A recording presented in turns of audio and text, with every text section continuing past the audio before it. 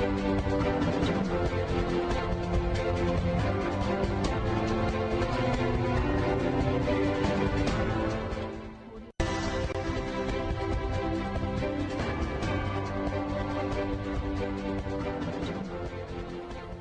our first story, a taxi cab with registration number GR175812 collided with a truck on the Fanofa Street near the Adishmain Savings and Loans Limited in Accra. According to eyewitnesses, the accident was as a result of careless driving on the part of the taxi driver. The taxi driver is believed to have been sleeping whilst driving, thus crashing his vehicle into the rear of the Zoom Lion truck, which had parked on the shoulders of the road to collect rubbish from residents. The windscreen of the taxi cab was totally destroyed by the impact. The visibly shaken driver sustained minor injuries in the process. The taxi driver, as at news time this morning, had not been towed away from the accident scene, and there were fears the situation could lead to major traffic on the stretch when the situation was not immediately dealt with.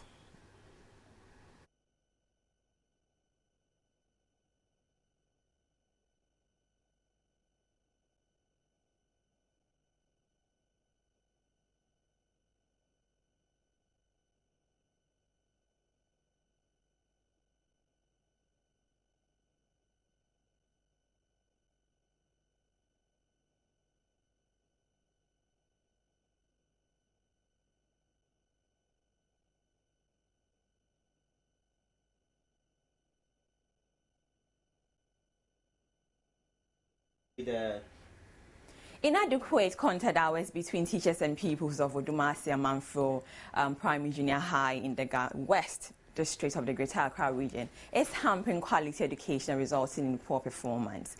Inadequate classroom has also resulted in the school still operating the shift after it's been chased out long ago. Eric Curtis Howard reports with the story.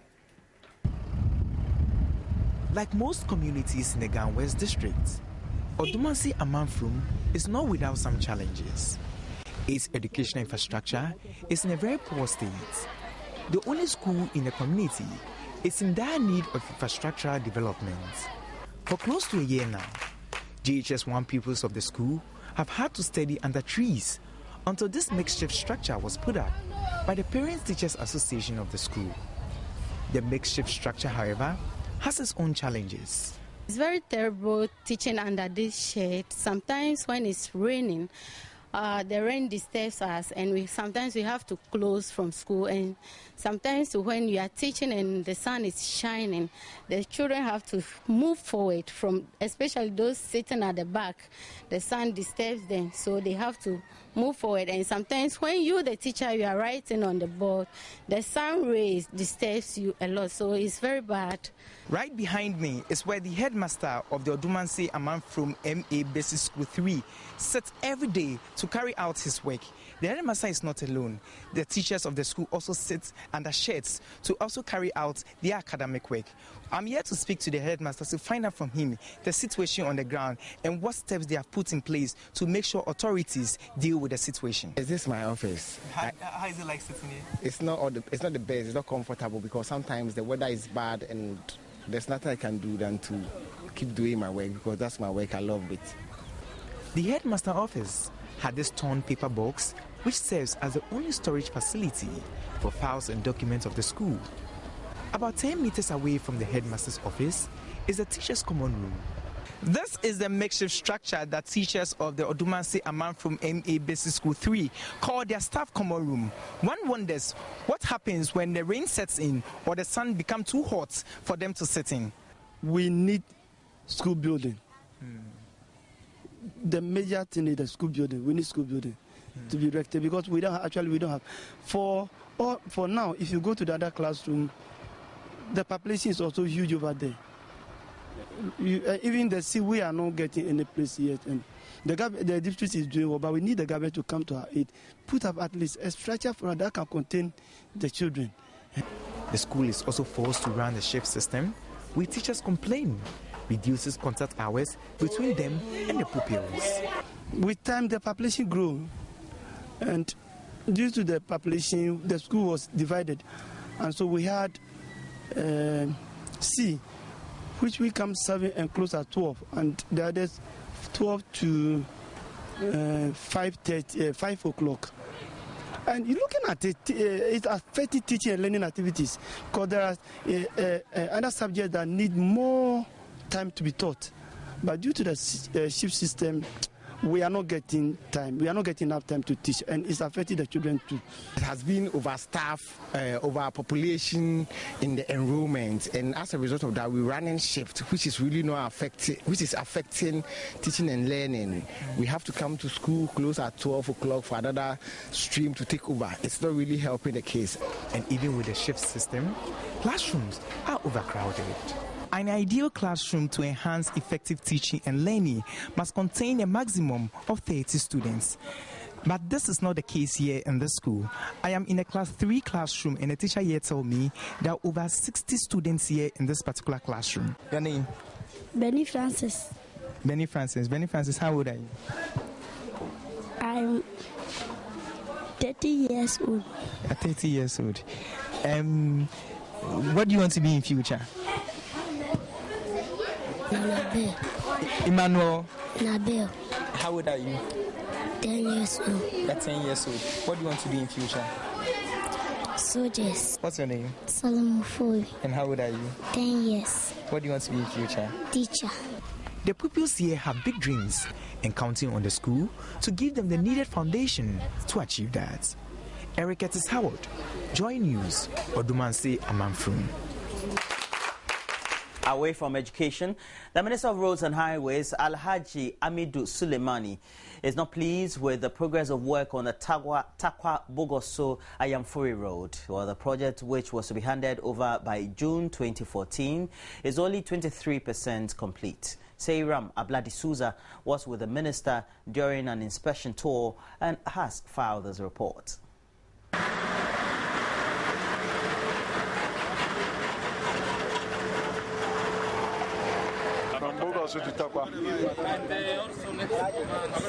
Work on the €70 million EU-funded project has been slow, resulting in a delay in the completion date, which is slated for July 2014. The contractor blamed the non-availability of suitable rocks for the delay. According to the contract document, the contractor is supposed to acquire his rock from mine GAG. But when we came to execute the project, the rock was not suitable. So we had to look for another source, and it took time. And finally we find the suitable rock in Kwapia. The resident engineer forgot me, the supervisors and consultants for the project, Chandra Selinki, was hopeful their proposal for extension of time to June 2015 will be approved. The Takwa Bogoso has not yet started. It is 30 kilometers. They have applied for some subcontractor to do the job. We are analyzing whether the subcontractor will be capable of doing it or not. The Minister of Roads and Highways, Alhaji Amidu Suleimani, however, insisted work must be done with urgency. The contractor will have to double his work, particularly this dry season, and do a lot of work. But this, if we're having an extension, it will only be up to 2015. And that is if, since for so many years nothing has happened, we don't know what will change in the 1 year. But the contractor has to double, which is assured that he will. Government is passionate about the 94.4-kilometer Takwa Bogoso Ayamfuri Road, which links the 3 mining towns of Takwa, Bogoso, and Ayamfuri. Still in the Western region, the Divisional Chief of Prisia Himan Nana Atibwapra is urging government to institute investigations into the operations of military personnel in mining communities. The activities of the military personnel and some police who come to the mining communities, if they are come to protect their mines, they should go there and leave the community folks to do their normal businesses.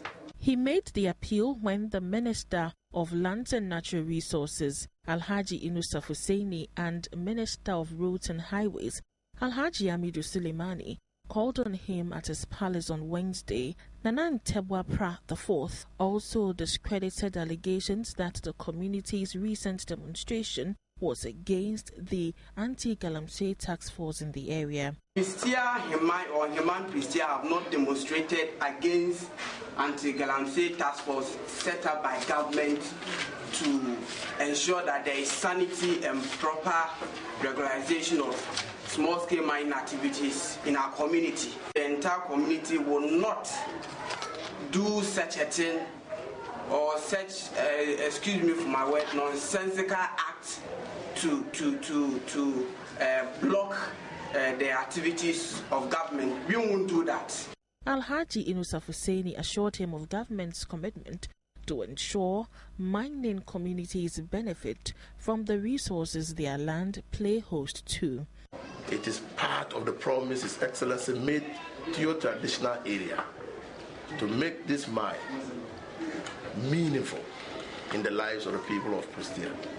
Investing in the youth, investing in the people is one of the themes of the NDC. Alhaji Amidu Suleimani, however, debunked suggestions that his visit is at the instance of a demonstration held on Tuesday by the people. We are not here because of any demonstration. I did inform Nana on the 14th of January, and we told them we're coming here. It's part of our program as Ministers of State to ensure that we move around to see programs in our area and ensure that we also know at first hand the problems that confront our sectors so that we address them when we get back to Accra.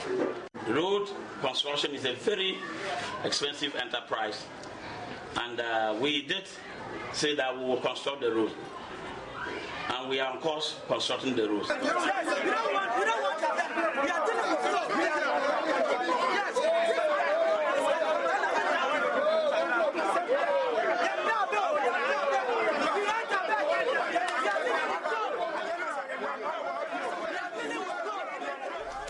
Peasant farmers are asking the National Food Buffer Stock Company to review prices and involve them in their pricing negotiations. They are also worried about the deplorable nature of the company's warehousing and want government to quickly step in to resource the company. A survey conducted by the Peasant Farmers Association of Ghana on the buffer stock scheme using 904 respondents revealed that only 31.6% of them were aware of the scheme. 84% of the farmers had never sold their produce to the National Food Buffer Stock Company NAFCO, and as high as 94% indicated that they have never benefited from the scheme in times of food shortage. Although the National Buffer Stock reaches the farmers through licensed buying agents, 71% of them are unaware. The few farmers who are aware of the scheme and patronize it had 80% of them dissatisfied with the price offered by the buffer stock company. We are talking about cost of production. Even though in the midst of subsidy, we still say the fertilizer price is high, cost of seed is high, generally inputs.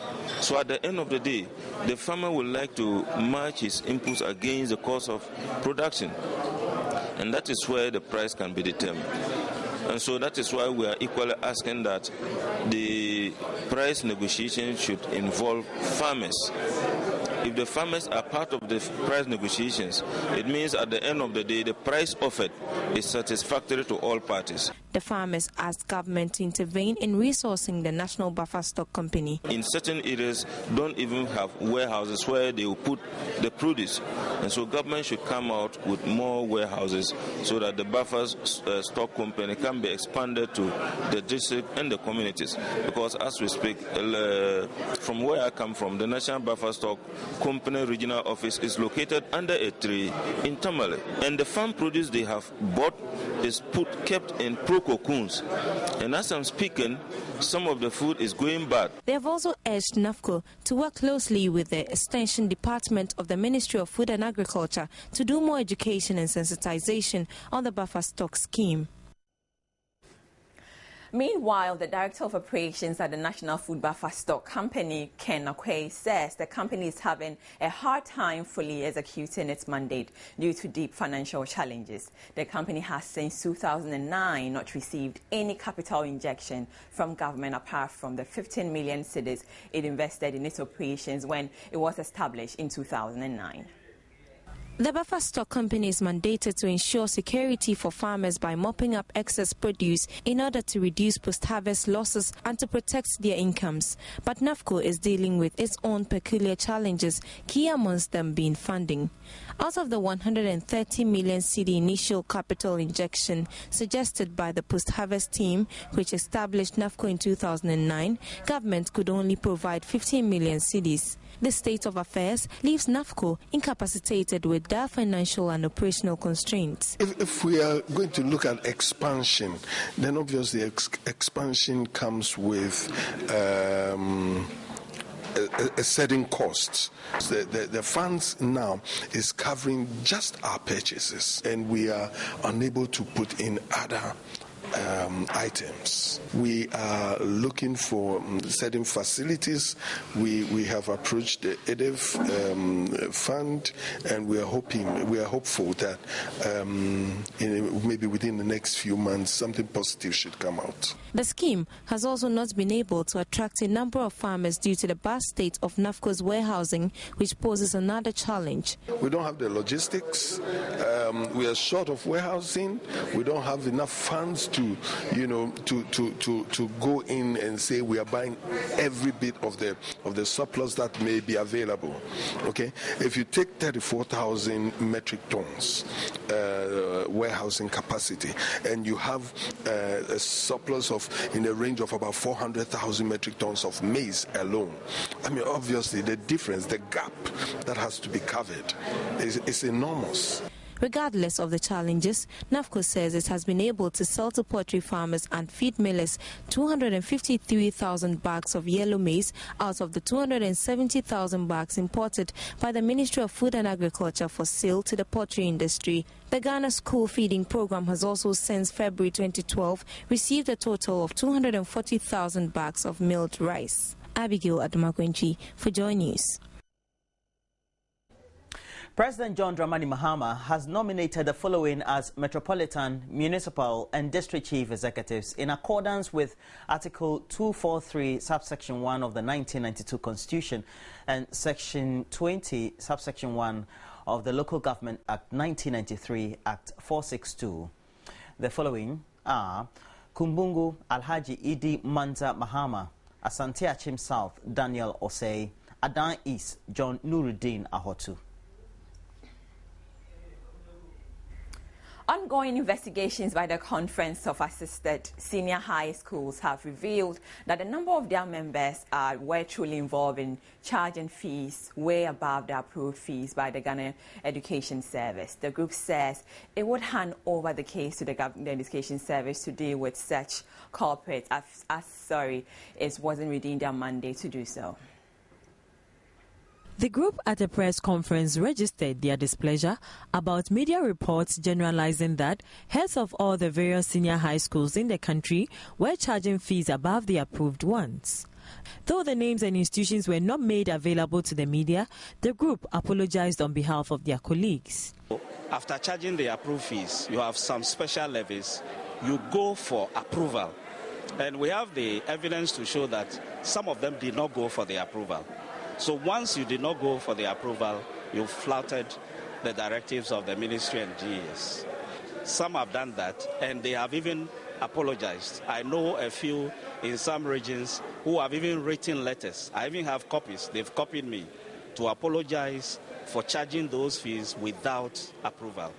They also indicated that the current price hikes in commodities, coupled with a delay in government subsidies and feeding fees, now makes management of schools a daunting task. The letter we received when it was approved from 2 cedis 20 pesos for 3 square meals. 3. And the directive was that they were going to hold on to it for 3 years.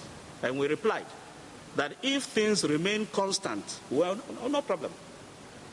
But if a bag of maize in a food basket like Bronga Afro region will move from 50 to 85 cedis. And we say the school fees, the feeding fee should still remain 2 cedis, 20 pesos. What magic do we expect us to perform? Officials also used the press conference to call on officials of the computerized school selection and placement system to institute a cutoff point for JHS pupils and to also ensure the placements are also released early enough. Meanwhile, hiring people with little or no training to teach helps increase enrollment, but often with dire consequences. Poor quality education, thus, is the outcome. Well, UNESCO's report on the progress of education for all mentions average pupil-teacher ratios have barely changed at the primary or pre-primary and secondary levels. 23 countries in sub-Saharan Africa have some 40 pupils to 1 teacher as a standard. Improving quality education and learning, the report says, is likely to be more central to the post-2015 Global Development Framework. Such a shift is essential to improve education opportunities for the 250 million children who are unable to read, write, or do basic mathematics. The pupil-teacher ratio is one measure for assessing progress towards education for all. In sub-Saharan Africa, for instance, teacher recruitment lags behind growth in enrollment. Teacher-to-pupil ratios have stagnated and are the highest in the world. Of the 162 countries with data in 2011, 26 had a pupil-teacher ratio in primary education exceeding 40 to 1. 23 of those countries are in sub-Saharan Africa. Many countries expanded teacher numbers by hiring people to teach without training that get more children into school, but jeopardizes education quality. In some situations, the presence of female teachers is important to attract girls to school and improve their learning outcomes. Yet, female teachers are few. Teachers have no access to quality teaching and learning aids, even though they are crucial. The report cites poor physical infrastructure as a problem, with children often squeezed into overcrowded classrooms. With 250 million children without basic education, global post-2015 goals are necessary. These should monitor whether all children and youth, regardless of their circumstances, acquire foundation skills in reading, writing, and mathematics by 2030. Meeting this need requires countries to strengthen their national assessment systems and ensure that they are used to inform policy. Regional and international assessments are also critical for monitoring a global learning goal after 2015. The number of years young people spend in school is one measure of overall progress in access to education. Government has described as unacceptable the misconduct of infamous Ahafano South District Chief Executive Gabriel Berima for storming out on a public event in fits of anger after he was heckled. The Chia DC at Berima has become known, probably ended his speech at the event after a member of our audience used the local expletive Chia midway through his speech. And obviously infuriated, Berima then charged into a crowd of hospital employees in an attempt to single out his heckler. He exploded in his anger and threw his hands about in dressed down as he alleged his heckler among the crowd.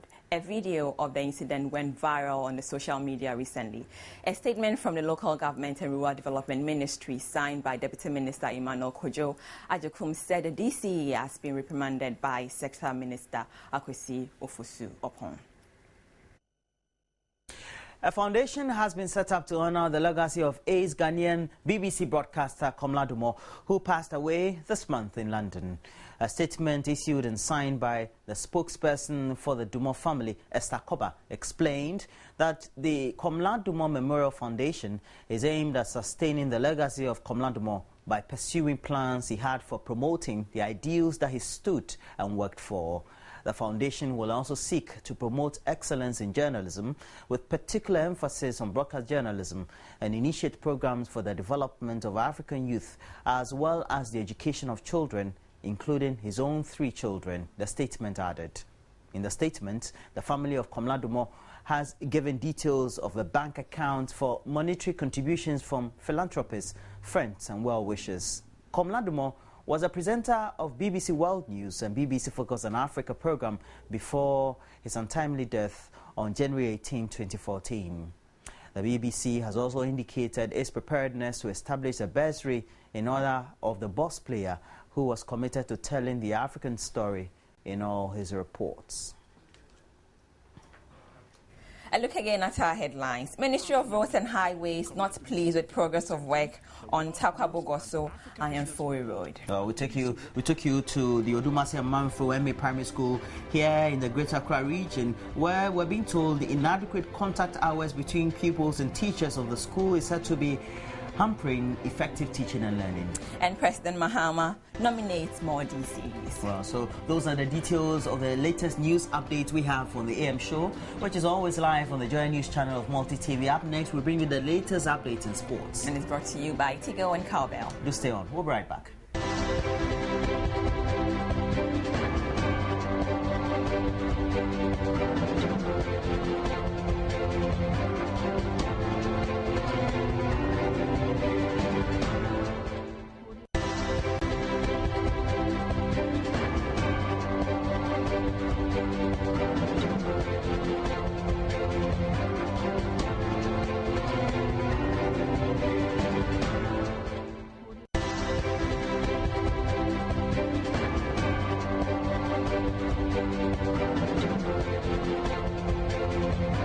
As many of you know by now, the local Black Stars are squaring off with their Libyan counterparts in the final of the ongoing Championship of African Nations taking place in South Africa. Of course, the match is on Sunday. But in the meantime, though, the players of the local Black Stars have been speaking to the sports team and are very optimistic about their performance on the day. Libya is a very good side. We know them, we have played them. We need to work very hard and stay focused on that game so that we can get the victory also. I feel very, very happy for being part of the team to qualify to this stage. We have a fantabulous support from this state. We are very happy for their support today. You can see they come in numbers to support us, and by God's grace, we did not let them down, and we give them the victory. Yeah, that's the love that we have for Ghana and the Ghanaians. As we said earlier, we are here to defend the flag of Ghana and also make name for ourselves. Why not? So when we were one man down, no, this is the time we need to double up. You know, we need to go all out and do something for Mother Ghana. And of course, they beat the Nigerians. And their coach, Stephen Keshi, thinks that the local Black Stars really have the pedigree to annex the trophy in South Africa. No, not disappointed. Not at all. I'm happy that my boys, they get experience from this high level of football in Africa, which is good. Yeah, we miss Balao, but the guys that played, they played good too. I think they know themselves that they need to go home with something, and they're not happy that they lost because they want to be in the final. They want to win the cup, but you know, sometimes it's not what you wish for yourself that you get. So we'll see what happens on Saturday. Well, that's all for sports. It's brought to you by Tigo and Cowbell.